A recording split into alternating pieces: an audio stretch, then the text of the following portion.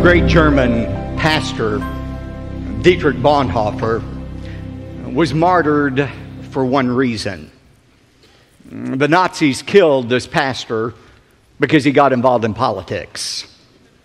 Unlike the majority of pastors, Christian pastors in Nazi Germany who remained silent under the reign of terror of Adolf Hitler, Dietrich Bonhoeffer could not remain silent. He stood up in his society. He spoke out against the evil of the government, and as a result, he lost his life. Dietrich Bonhoeffer, before he died, made this statement. He said, "Only he who believes is obedient, and only he who is obedient truly believes." There's an inseparable link between belief and obedience. You can't separate the truth. Wherever there's belief, there is genuine obedience. And we see that truth clearly illustrated in the story we're going to look at tonight. If you have your Bibles, I want you to turn to Daniel chapter 3. God gave Daniel the ability, remember, to interpret the dream of the evil king Nebuchadnezzar. And when Daniel recounted the dream and explained it to Nebuchadnezzar, remember Nebuchadnezzar's response? He fell down. He worshiped the God of Daniel, the Yahweh, the true God. And not only that, he elevated Daniel and his friends, Shadrach, Meshach, and Abednego, to places of prominence, of rulership in the Babylonian country. Now that was his first response, to worship God.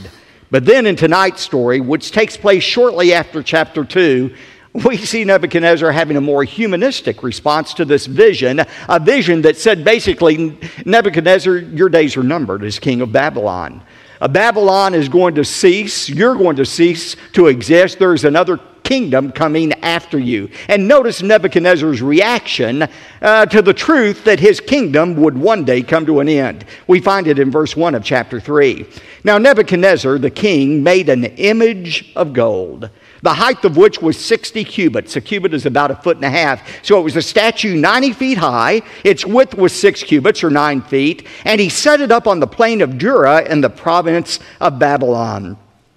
As Nebuchadnezzar thought about this dream and thought about the end of his kingdom, he said, you know what? I'm going to do whatever I can to prevent the end of my kingdom. I'm going to take matters into my own hands. I'm going to see if I cannot somehow thwart the sovereign will of God. And Nebuchadnezzar's motivation in this was not religious or spiritual. He didn't want people to worship him as God. Instead, he wanted their political loyalty. He wanted people to bow down, kind of like saluting the flag, and pledge their allegiance to Nebuchadnezzar. That way, Nebuchadnezzar thought he could make sure that there was no rebellion against him that would cause him to lose the kingdom. Now, it's said that this statue, 90 feet high, 9 feet wide, was set up on the plain of Dura. Notice that in verse 1, the plain of Dura. Archaeologists have determined that this plain of Dura was 6 miles south of ancient Babylon. We were talking about archaeological evidence for the veracity of the Bible this morning. Some years ago, French archaeologist Julius Opère found on the plain of Dura a base, a large brick construction that was 45 square feet and 20 feet high that very well could have been the base of this great statue that was made of Nebuchadnezzar. Now, again, the reason for this statue was not spiritual, but political. Look at verse 2. Then Nebuchadnezzar, the king, sent word to assemble the officials of Babylon. That is, the satraps. They were kind of like city council members who governed over different provinces of Babylon. The prefects, the governors, the counselors. He brought them all up for the dedication of the image that Nebuchadnezzar had set up.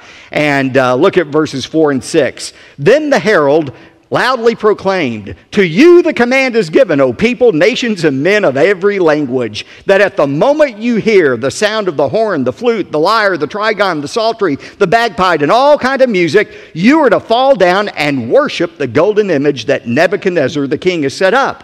But whoever does not fall down and worship shall immediately be cast into the midst of a blazing furnace." Now, verse 7. we find that the music is sounded. All of the instruments play. When the music starts, that's the cue for everyone to fall down and worship the image. And sure enough, verse 7 says, all fell down and worshiped the golden image that Nebuchadnezzar had set up. All except 3. We'll find out those 3 in just a moment. But just imagine the scene. You have hundreds of thousands of people, perhaps, on the plain of Jura. You have this mighty image that is set up. The instructions have been given. The music plays. Everybody immediately bows down. Only 3 people remain standing. Can't you hear the people who are bowed down looking up saying, psst, psst, down, down, down?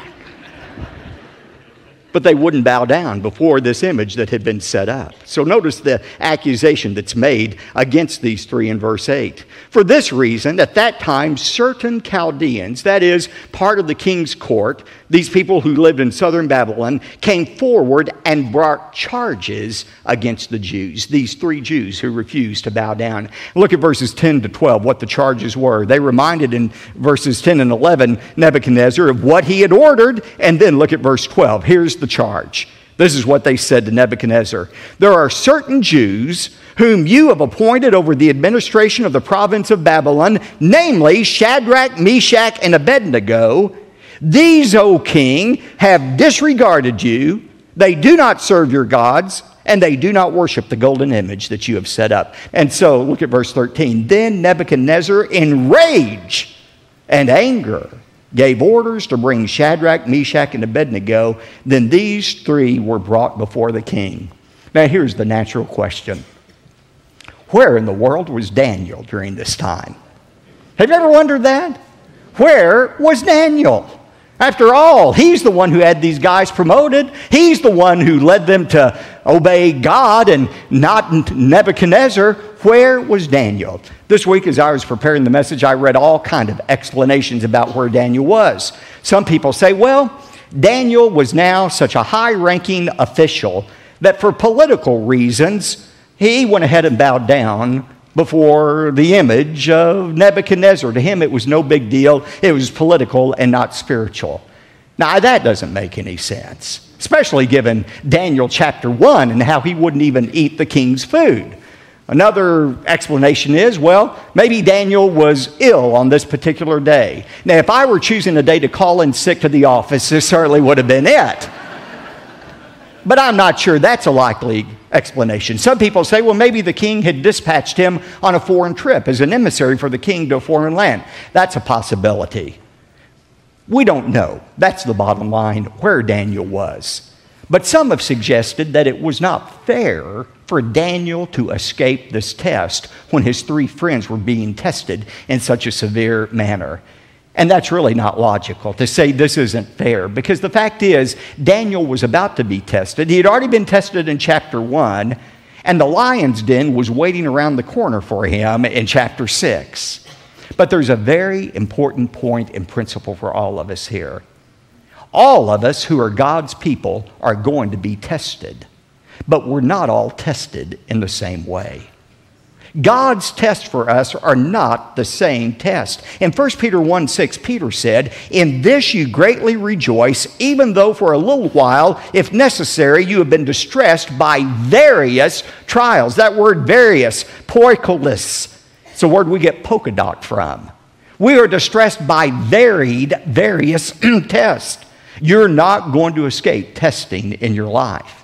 If you're not in the middle of a test right now, either you've already come through one, you're in the middle of the one, or you're getting ready to enter a test. But God's plan for all of His children is to be tested, not to destroy our faith, but to strengthen our faith. Now, notice verse 14. Nebuchadnezzar responded and said to them, to Shadrach, Meshach, and Abednego, "Is it true that you do not serve my gods or worship the golden image that I have set up?" He said, "Maybe you all misunderstood, so let's try this again." I know you're new to our country. Maybe you didn't understand exactly what was being said in Aramaic, so let's try this again. Now here's the command. When you hear the music play, you just fall down and everything will be okay. However, he says in verse 15, "But if you do not worship, You will be immediately cast in the midst of a furnace of blazing fire. And what God is there who can deliver you out of my hands? You see, Nebuchadnezzar had already discovered there's a God who could reveal secrets. But he had not yet discovered that this same God is one who was able to deliver the Israelites out of Nebuchadnezzar's hands. Now, think about these Hebrew youth. And remember, teenagers, they were about your age. They were probably about 17 or 18 at this time that they were going through this test. Think about how they could have rationalized not obeying God's commands. They could have come up with all kinds of excuses not to bow down before the golden image. But they knew what God had said. In Exodus 20, God was very clear. Thou shalt have no other gods before me. Thou shalt not make unto thee any graven image. Thou shalt not bow down to them, nor serve them.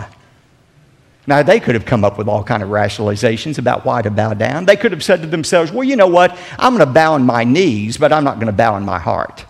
In my heart, I'll still worship the only true God. Or they could have said, well, you know what? It doesn't make any sense for us to die in the fiery furnace. Why, if we die, we'll not be able to witness to Nebuchadnezzar and the Babylonians any longer. And surely God wouldn't want that to happen. They could have come up with all kinds of excuses for reasons not to obey God's command and bow down before the golden image. But notice what they said instead. Verses 16 to 18. These are some of my favorite verses in all of the Bible. Look at what they said to Nebuchadnezzar. They said in verse 16, "O Nebuchadnezzar, we don't even need to give you an answer concerning this matter. If it be so, our God whom we serve is able to deliver us from the furnace of blazing fire, and he will deliver us out of your hand, O king."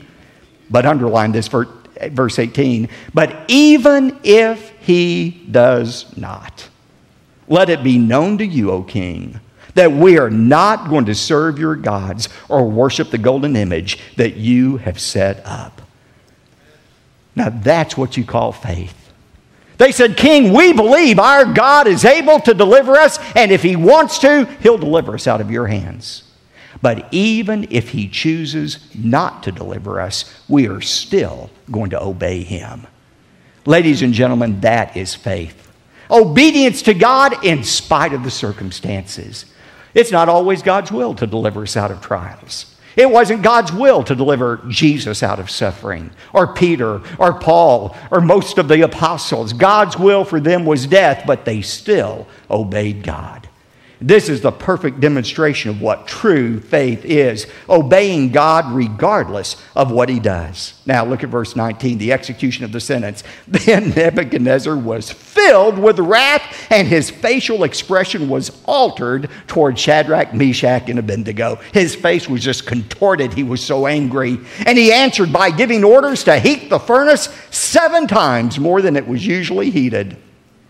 The Aramaic here means Nebuchadnezzar was as angry as he could have been under the circumstances. And his anger, like anger always does, caused him to do something very irrational. You know, when you're angry, you are literally out of your mind. And that's what Nebuchadnezzar was, because he does a very irrational thing. He says, "I want that furnace heated up 7 times the normal heat." Now think about it. If he was really angry, as he was with these 3 men, he wouldn't want the temperature raised. He'd let it stay at the normal temperature so that they would suffer as long as possible in that furnace instead of being consumed immediately by it being 7 times hotter than it usually was. But Nebuchadnezzar wasn't rational. One commentator said Nebuchadnezzar's furnace was hot, but he himself got hotter. And when a man gets full of fury, he gets full of folly. Great words. Look at verse 21. "Then these 3 men were tied up in their trousers, their coats, their caps, and their other clothes, and they were cast in the midst of the furnace of blazing fire. For this reason, because of the king's command was urgent and the furnace had been made extremely hot, the flame of the fire slew those men who carried up Shadrach, Meshach, and Abednego. But these 3 men, Shadrach, Meshach, and Abednego, fell into the midst of the furnace of blazing fire, still tied up." Now look at God's miraculous delivery in verse 24. "Then Nebuchadnezzar the king was astounded, and he stood up." Now apparently they had placed a chair for Nebuchadnezzar to sit in once the furnace door had been shut, and he was able to look in to see these 3 men. And when he looked into that blazing fire, he was so astounded by what he saw, he immediately stood up. And he said to his high officials, "Was it not 3 men we bound into the midst of the fire?" They replied to him, "Certainly, O king." Verse 25, he said, "Look, I see men loosed, 4 of them, walking about in the midst of the fire without harm, and the appearance of the 4th is like a son of the gods." 3 things amazed Nebuchadnezzar. First of all, these men who had been tied up were suddenly now free. Secondly, they were walking around without being consumed by the fire. But most importantly, there were no longer 3 men in there. There was a 4th man in there. And that 4th person they saw looked like a son of God.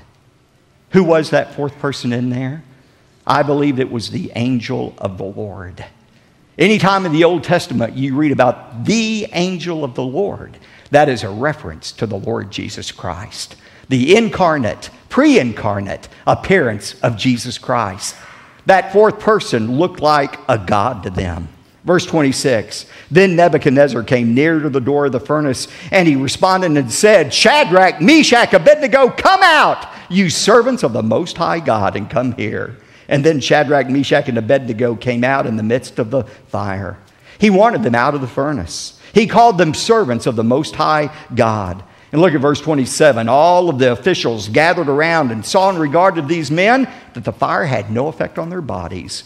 Not even a hair of their head had been singed, nor were their trousers damaged, nor had the smell of fire even come upon them. They didn't even reek of smoke after being in that furnace. In verse 28, look at Nebuchadnezzar's response. He said, "Blessed be the God of Shadrach, Meshach, and Abednego, who has sent his angel and delivered his servants who put their trust in him, violating the king's command. And he yielded up their bodies so that not to serve or worship any god except their own God." Now, as we'll see in a moment, this was not, and we'll see this more next time, this was not a conversion experience for Nebuchadnezzar. That would come in chapter 4. Nevertheless, there was still a command here that was given in verse 29. Nebuchadnezzar says, "Therefore I make a decree that any people, nation, or tongue that speaks anything offensive about the God of Shadrach, Meshach, and Abednego shall be torn limb from limb, and their houses reduced to rubbish heap, inasmuch as there is no other God who is able to deliver in this way." Now notice, Nebuchadnezzar did not denounce all other gods. He simply recognized that the God of these 3 Hebrew youth was a legitimate God. And in fact, he was a superior God to any other God he knew of, because this was a God that was able to deliver these Hebrews out of Nebuchadnezzar's hands. Now, as impressive as a comment that is, God is not impressed by it. See, God is not content to be named among other gods. God is not impressed when we say, "Oh, I believe in the God of heaven, the God of the Bible, but I believe in other gods as well." I'm saying this often right now as I go around our country. What we call plurality in our country, the worship of many gods, what we celebrate as tolerance and plurality, God has another name for. It's idolatry. The First Amendment of our Constitution has not replaced the first commandment of God. God said, "You shall have no other gods before me." God commands our exclusive worship. He has no tolerance for any false gods or any false idols. And by the way, a false idol, a false god doesn't have to be a wooden statue. As I heard my friend David Jeremiah say today, we have American idols as well. Those American idols sometimes are money. We bow down before money. We worship money. Sometimes it's pleasure, entertainment. Sometimes it's sports. Sometimes it's scholastic achievements. But God is a jealous God. He said, "You worship me exclusively." That's the kind of worship our God demands. Now, why is this story important? It's important for 3 significant reasons. First of all, this story sets the stage for Nebuchadnezzar's conversion in the most dramatic way we're going to see next time. But secondly, this story foreshadows God's protection of Israel. Just as God protected Shadrach, Meshach, and Abednego from the fiery furnace, so God would supernaturally protect Israel during these 70 years of captivity in Babylon. And God will continue to protect his people until the end of time. I was in New York this past week. I was there Wednesday for the most holy day of the Jewish calendar, Yom Kippur. And I was with some Jews. It was interesting to see how they worshiped on Yom Kippur. But at that very same day of Yom Kippur, the holiest day on the Jewish calendar, on that very day, there in New York, was Iranian President Ahmadinejad. And there he was in the UN, breathing threats against Israel. Monday of that week in New York, he said, Israel will be eliminated from the face of the earth. Now, I'm going to make to you a prophecy that I promise will come true. This is an absolute 100% prophecy that will come true. President Ahmadinejad will be eliminated before Israel is eliminated. You can rest assured, because Israel is God's nation, and Israel has the promise of God's protection. God protected them for 70 years during that Babylonian captivity, and he will protect them until the end of time. But the third truth that you see in the passage is this. This passage reminds us of the importance of unconditional faith and obedience. Remember, true faith is not believing God is going to do what we want him to do. True faith is the resolve to obey God in spite of the circumstances. It's the faith that Job expressed when he said, though he slay me, yet will I trust in him. Only he who is obedient believes, and only he who believes is truly obedient.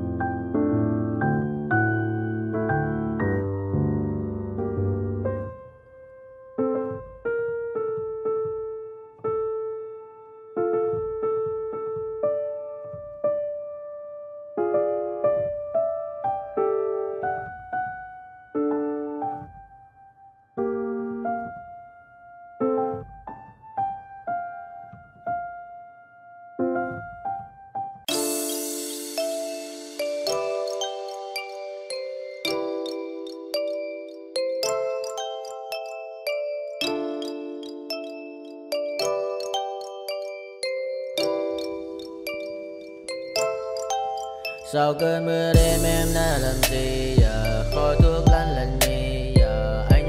mỗi một đêm nay không ngày ai yêu mình gì. Yeah, yeah, em có lâu đi mà sao mà em đã cần đi nhưng mà 30. Anh không thể giữ em được bên mình. Và bao nhiêu ngày xóa là người ghen tình. Bao nhiêu người mấy mà quên rồi. Vẫn là con má nằm bên tôi. Giờ chỉ con má nằm bon trôi. Yeah, anh chẳng thể giữ được cho em nhiều điều. Có mấy con má điều em mới không muốn. Yeah, em mới không muốn. Yeah, em nhớ muốn bên anh như khi em muốn mơ bên anh. Em nói muốn say. Yeah, để mơ mà em cần anh. Yeah, bao năm bên mai. Chưa cần ai xa đến anh ai. Em không ngồi mai chỉ cần ai.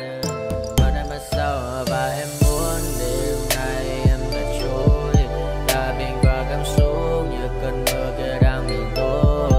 Đã mệt mà đi má đôi má em thật u sầu. Mà đi má đôi má em thật màu nâu. Và anh muốn ôm em thật chặt dần. Trong khu phố anh ôm lấy một tay em còn người thắng dần. Như cơn mưa anh không ngần lại. Yeah, em đã đi xa đi mất. Yeah, chỉ còn này anh qua đêm cất. Yeah, nỗi buồn như anh không ngờ như em. Yeah, ta không bên nhau xa rồi. Chỉ còn cơn mưa kia đang nhạt trôi. Và em xa rồi. Chỉ còn anh đêm nơi cái mây mờ phôi. Yeah, mắt anh đã mở đi mascara. Môi hồng như Evergrande Sada. Yeah, bạn em như cậu AK.